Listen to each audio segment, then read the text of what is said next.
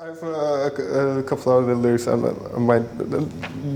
one is "Eyes wide awake, so much is at stake." So this is something. Is it a maybe that's going too far, but is it somewhat of a call to arms in a way? Yeah, I mean, a call to engage. You know, a call to give people their time to say their piece, listen to it, and respond to it. With Eyes Wide Awake, I'm still kind of getting used to people staring into rectangles all the time. When you go to restaurants or airports, you see people doing this, you know. And I'm already missing that kind of engagement that people have in social situations where people are talking to each other and are having fun, and rather than sinking into their rectangles. And I don't know what they're doing, maybe listening to music. I mean, it's all fine, but it's just, I'm just noticing that there's this disconnect happening. And what the devices are trying to do is connect us more, you know, because we have the texting and twitting and all that stuff, Snapchatting, but it's not, the connection isn't being made, you know. Right. And I think we really need to remember that we have to make eye contact and, you know, keep giving each other hugs and stay engaged with each other. When it comes to this engagement, then, what role does or can music? Maybe it's a grandiose question, but what role does or can music play? The soundtrack to, I mean, I think music, for me, it's bringing people together. If I wasn't playing music, then I wouldn't get out of my house as much. I wouldn't see my friends, or I wouldn't meet new friends. I wouldn't meet journalists like yourselves. I wouldn't be standing in the rain getting my photo taken and talking to a woman who's also trying to stay out of the rain, and we share a conversation, or just to look in the eyes. And just a simple gesture of, do you want to come here and get dry? There's something simple as that. But being in another country, it can be profound, the most simplest of things. So, and I also think that by singing a song, like for example, one of my daughters, Twyla, wakes up just about every morning with some kind of creativity. Either she wants to talk, or she talks with the dogs, or usually she leans towards me like, "Dad, get up, let's go do something. Let's read some books. Let's make some breakfast." Okay. But she also sings songs, and by doing that, I think she's making the world a better place by just singing her song. It's meditative in a way. It's peaceful. It's putting out a good energy into the world, and I think that is an important thing. We have music around us all the time, so it's easy to take it for granted. The music business has profited pretty well in the 80s and the 90s with the CD sales, and now the music business is hurting. And now there's people that can make music anywhere. I record my demos on my phone, and it makes it easier for me than to just send an MP3 to John to listen to some ideas. Some of that is good, but also just the music itself, a song that somebody sings can really shape the future. Yeah, I think live music is going to become more and more, I mean, it's always been really important, but, the sound of pop music has gotten more minimal and more electronic. And, for example, my son, he's learning to play the bass, and his school orchestra played. It's pretty amazing. It's a middle school orchestra, and they learned an arrangement of Scheherazade, like a 10-minute arrangement, not the whole piece, but. So I went to see him perform it, and I was in this nice auditorium, and I was sitting there, and it's like, I wasn't expecting much, but man, when that first note, when they started playing, I totally got chills, and I was spellbound. And I was like, oh yeah, this this is music. This is why we love it so much. It's actually moving the air, you know, in a natural way, in a very organic way. And I was just like, I was so happy that that can still happen, you know, in this day and age, you know. Right. Even if it's just a little high school orchestra, it moved me. And it made me realize, oh yeah, this is why we do this. This is why we, you know, get out on the road and, you know, we pay close attention to the tones. We tune our instruments and make sure they sound really good, because we want that audience to feel that vibration, you know, and it's a really positive thing. And I think in the negativity of our political situation, and there's so many people hurting through war, Sure. that if we can have that positive vibration happening, it's going to help. It's got to. It's bound to. You've got to believe that it will. And so, is that why that I think none of even though the songs deal with some difficult topics, there's always somewhat of a hopeful undertone underneath it. So is that why? Is it? Say that again. I'm sorry. There's even though the songs they kind of deal with like preservation of nature, the Right. political situation. Refugees. Is that why why you need that hopeful undertone in the songs as well? I don't know if you need it, but I think it's natural, because there's only so much you can go. For me, like the songs can contain as much heaviness as a cloud contained moisture, and then there has to be some kind of release. There has to be some kind of reaction, and that reaction is, you know, is melody, and melody, even if it's in a minor key, can be uplifting in a way, or can help resolve tension. But yeah, for sure, having a song like Music Box at the end of the record kind of puts, you know, it frames it in a more positive light, in a hopeful sense. Is that song then to you as well, where kind of the catharsis is on the record? I think so, yeah. It's a good point, you know, it being really direct. I need you now more than ever. It's as direct as you can possibly be, as us talking to you right now. Right.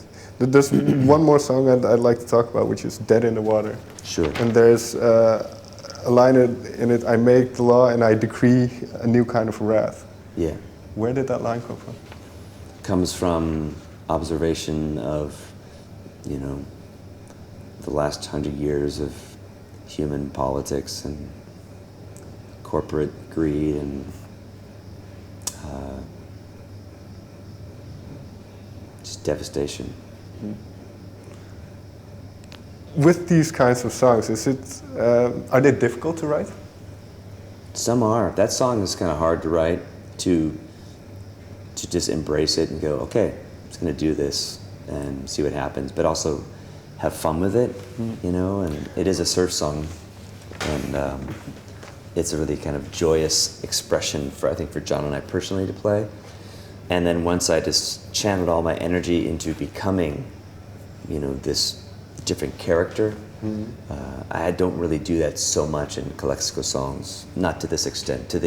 I felt like I was doing something, you know, that others can do really well. Right. Tom Waits being the prime example. But it was fun, and it got me into the songs and into the music and into the story by kind of having a sense of characters and a sense of plot. And it was really fun, just kind of diving into it. And I read this in the bio, but I'm not sure if it's true, but was the approach more of a narrative style to writing? Yeah, just, you know, underscoring. There was a thread, ironically. There was a thread of story and plot and direction. Not super, you know, hammered down and nailed shut, but just kind of enough there to give some support for me in my process. Right. And you touched upon something I find quite interesting, because obviously you deal with all kinds of emotions on the record. But what is it like in the studio? For instance, do you have to be in a certain mindset to do a sadder song, or how does that work? You know, that's a good point. Some of the songs we different times of day, like in the earlier part of the day when it's sunny, it's like we try to do the songs. I feel like I've tried to do songs that were more upbeat, there's more energy in the room, I feel. And at night, try to do more of the quieter songs, not only just because of the nighttime vibe, but also to be considerate of our neighbors, which we had to be considerate of to a certain degree. I thought it was interesting. Yesterday, a journalist said that the whole record felt like a nighttime record, which I was like, I don't really see that. I think there are some nighttime songs, but there's definitely a lot of light in some of the songs too.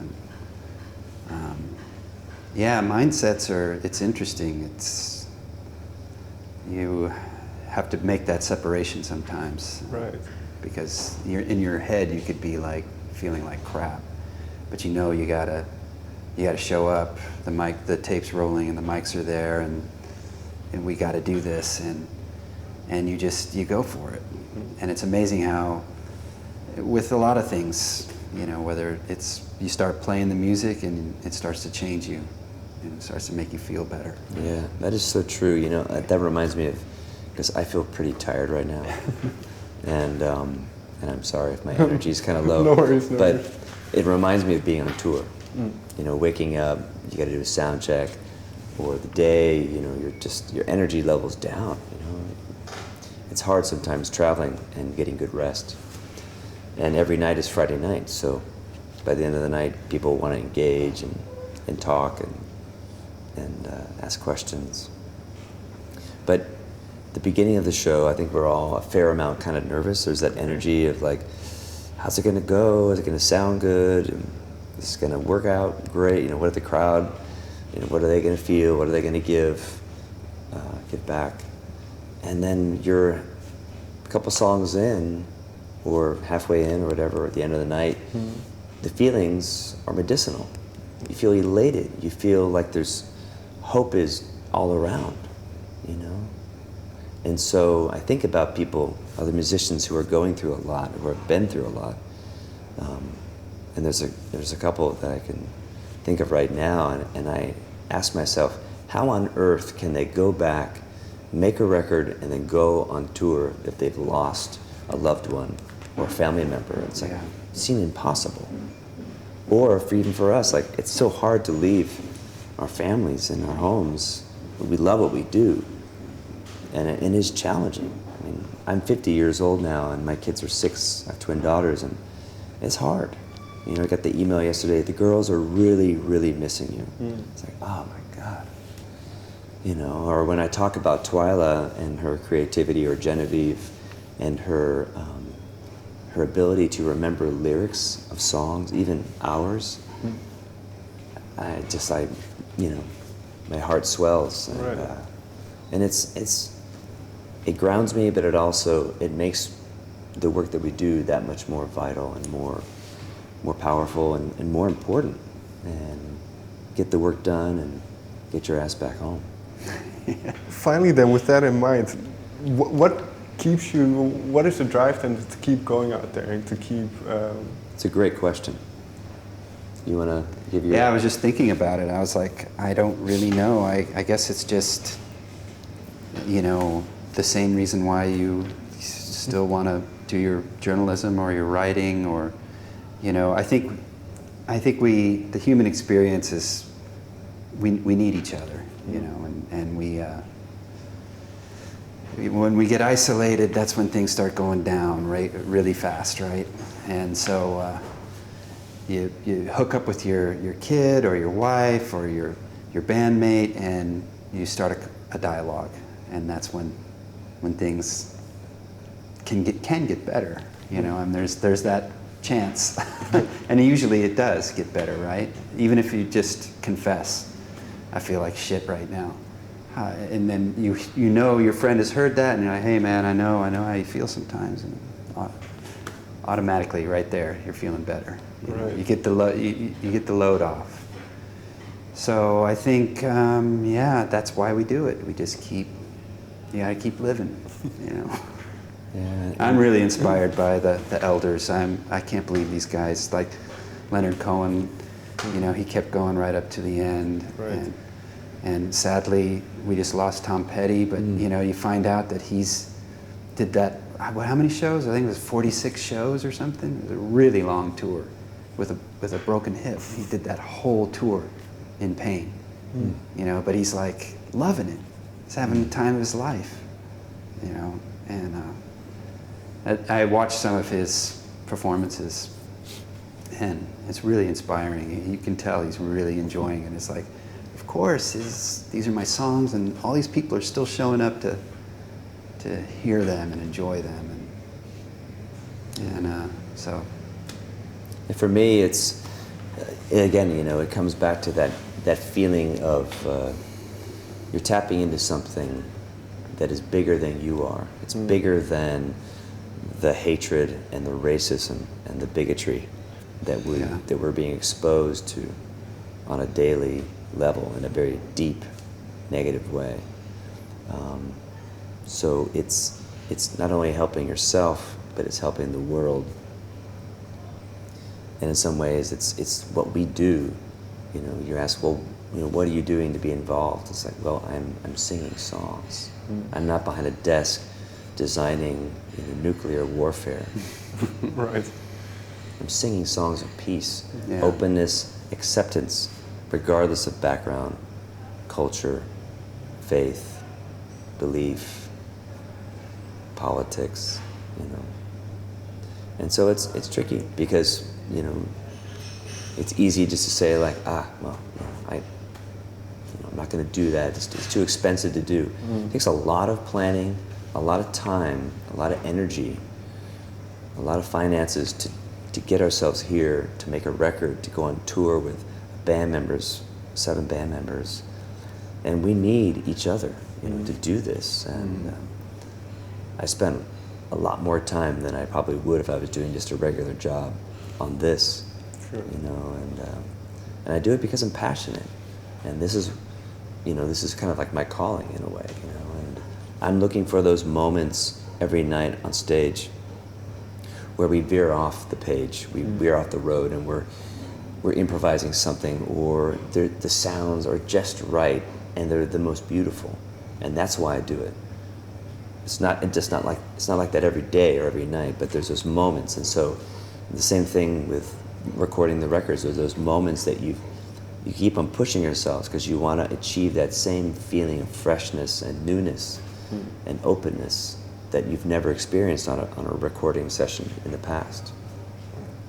Gentlemen, thank you very much for your time. Thanks a lot. Thank you. Thank you.